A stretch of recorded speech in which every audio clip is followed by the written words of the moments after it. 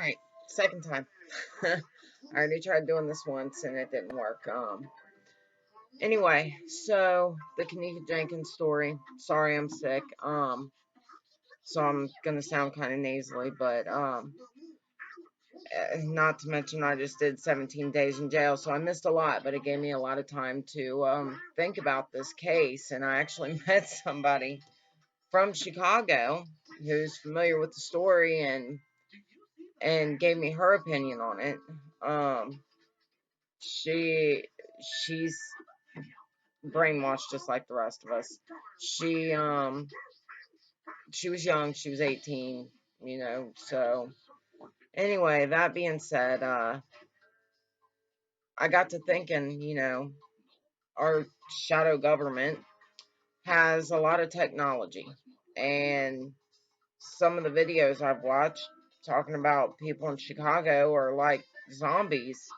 And so, what better city to do a social experiment with technology and pull with the heartstrings of millions? Because that's exactly what I believe they did. So, with that being said, I want to share a video. Shout out to Secureteam. He did an excellent job with this, and I knew there was something. I just wasn't sure what. But this kind of helps to explain why we don't have an obituary and we can't find any information on this girl. And I think there was a lot of players involved and people who were oblivious to what was actually going on. I think there were a lot of people paid to go along with this, and something might have really happened, but do I think it was to Kenneka Jenkins? No. Um, but with that being said, I want to share this video, and I hope, that it opens some people's eyes to what might really be going on with this case and why they gave us so much evidence. What case have you ever heard of where they give you all of the evidence to the public and, then close the case? I mean, there's something more to this story, and the video I'm about to share, I think, explains a lot of what the fuck they are really doing. So, without further ado, here we go. Guys, Tyler here with Secureteam. So before we start the video, I want you to look at this image here, this compilation of celebrity faces. And I want you guys just to see how many people you recognize, okay? How many of these celebrity faces do you recognize or that you have seen before? And I'll give you guys a couple of seconds. Okay, so how many of you recognized maybe one or two of these faces? How many of you recognized maybe 4 or 5? Well, you shouldn't have recognized any, because every face here does not exist and is a fake created by an artificial intelligence computer system. And there are thousands more just like it, potentially millions, all coming out of some new research being put forth by NVIDIA, which is the technology company most notable for the graphics cards and processors inside of your computer when you play video games. And it would appear that NVIDIA, who is most likely working with Uncle Sam, and they all do, they are using AI to create people out of thin air. And it's become quite disturbing to some people. Now, some of you may remember that this past summer, there was, what is called an image generator that hit the web, where you could basically draw a crude doodle of a face, and after which this AI, or artificial intelligence, would turn it into a photorealistic looking human face. And so it was part of something called the Pix2Pix project, and it was powered by a next-level machine learning technique called generative adversarial networks. And so now NVIDIA has developed a system that employs GAN to create far more realistic faces.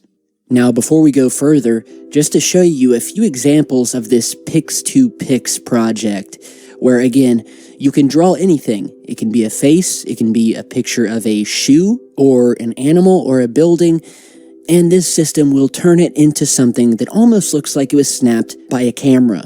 So here you're seeing where someone crudely drew a shoe, a slip-on woman's shoe, and over here you can see that the AI system not only identified the correct coloring, but also the texture, the lighting, and made a very realistic copy. What was most impressive to me was, well, first there's two. This one here, of what appears to be a kitten that someone has crudely drawn, and next to it, something that, again, I would think was real, or came from a real photograph had you not told me that it was created off a doodle. And then finally, what's probably the most amazing to me is that we have this drawing here that looks like it was made using nothing more than MS Paint, which is then rendered into a realistic image of a building that looks like it came right off of a New York City corner. And so this is the technology that is being implemented in this new fake face generation research. And so NVIDIA released a video of their GAN in action. Again, GAN stands for Generative Adversarial Network. And in this video that was released, and I'll put the link to it down below, these artificial intelligence created faces are both absolutely remarkable and incredibly eerie. If the average person didn't know that the faces were machine generated, they would easily be fooled into believing they were living people, as I did before I knew what the video was for. And indeed, this sort of blurring of the line between the human and the machine generated has been a big topic of discussion within the realm of AI. And it's got a lot of people disturbed. A lot of people think it's cool, which on one level it is. It's interesting, it's cool. But again, we know that when technology like this comes out, usually either the CIA, the NSA, the government, usually always has their hand in the back pocket of these companies and will take this tech and they will abuse it. They've done it before, they will do it again. And so there's a question of what are the applications for a software like this, other than creating fake people for dubious reasons. I mean, I don't even want to think of all the applications this could be used for, whether it be creating patsies, putting people that are not real into photographs that could then be later used as false evidence. I just don't want to think of it. And if you thought this was disturbing, it gets much worse, trust me. There are a number of AIs that are using something called deep learning techniques to also produce human-sounding speech. Google, for instance, has something called WaveNet, which can now copy human speech almost perfectly. Now, there's also a startup called Lyrebird, and it has an algorithm that is able to synthesize a human's voice using only 1 minute of audio. Now, just think about that. Using only 1 minute of audio, this thing can copy your voice. And, immediately when I heard that, it made me think back to a film that came out in the 80s. Many of you probably don't know, many of you maybe do, but it was called Tango and Cash. And it was sort of this action buddy cop film that had Sylvester Stallone and Kurt Russell.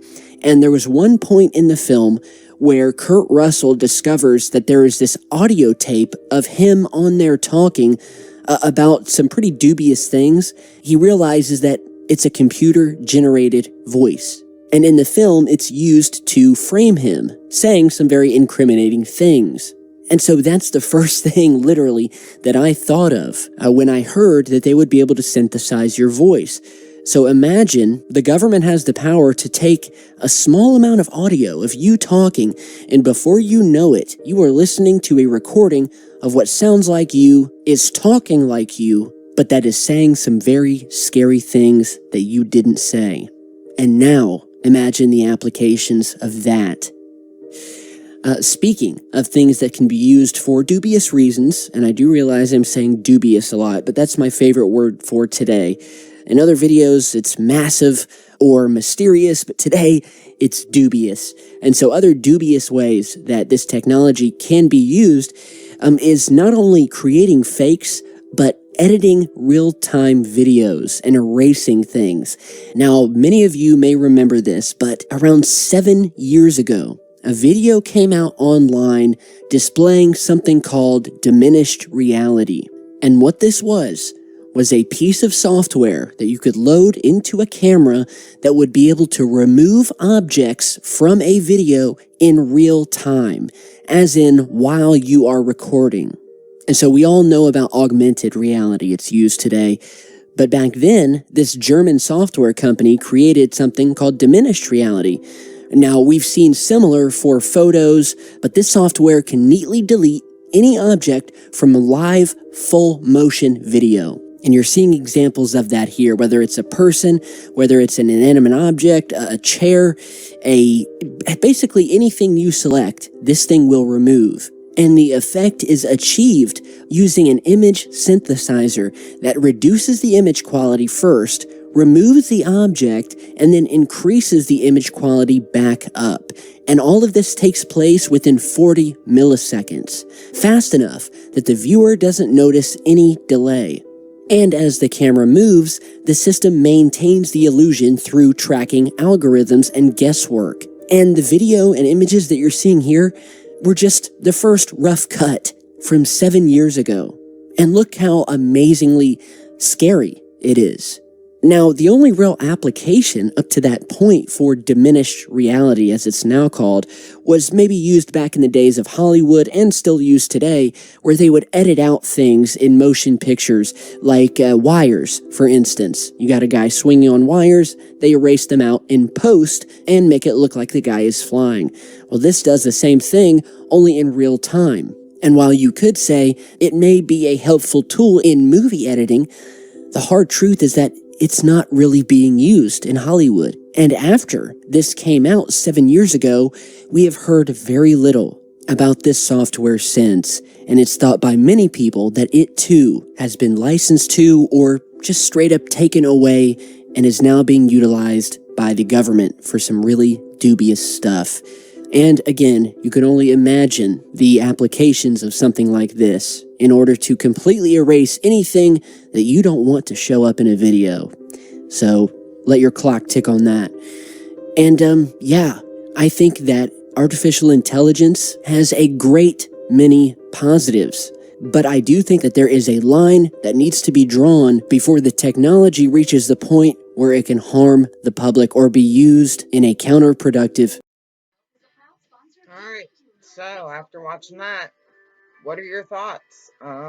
Think about the videos that were released to us and what I just showed you. There's something else going on here. And I gotta go for now. My little man's waking up and he's throwing a fit. So give me your opinions and I will answer any questions or respond to any comments that are made on my video. Thanks, guys.